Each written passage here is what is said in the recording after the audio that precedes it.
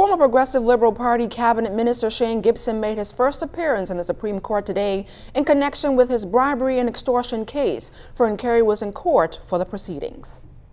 Former PLP Cabinet Minister Shane Gibson was back in court Friday, this time to be rearraigned in his bribery and extortion case. During the proceedings, Mr. Gibson, who appeared in court with his wife and supporters, pleaded not guilty to 15 counts of extortion, 15 counts of bribery, and 1 count of misconduct in public office. His attorney, Wayne Monroe QC, then raised the issue of alibi, saying it is impossible for Mr. Gibson to give his alibi as the indictment shows that the offenses took place between January 2nd and April 30th, but does not specify a date or time that the offenses allegedly occurred. The Queen's Counsel stressed that Mr. Gibson has a right to know when he allegedly obtained $250,000. He said the real charge against Mr. Gibson is that he is a former PLP cabinet minister.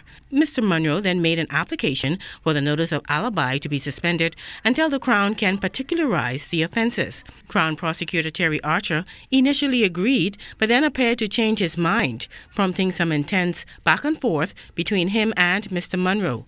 The prosecutor then requested that the matter be discussed in chambers, which meant that the press and persons sitting in the public gallery would be excluded as the discussions would take place behind closed doors. Mr. Monroe initially objected, however, Justice Cheryl Grant Thompson insisted.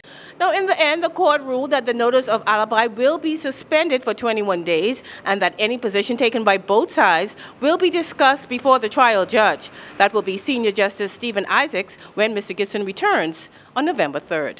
Fern Carey, 7S Network News.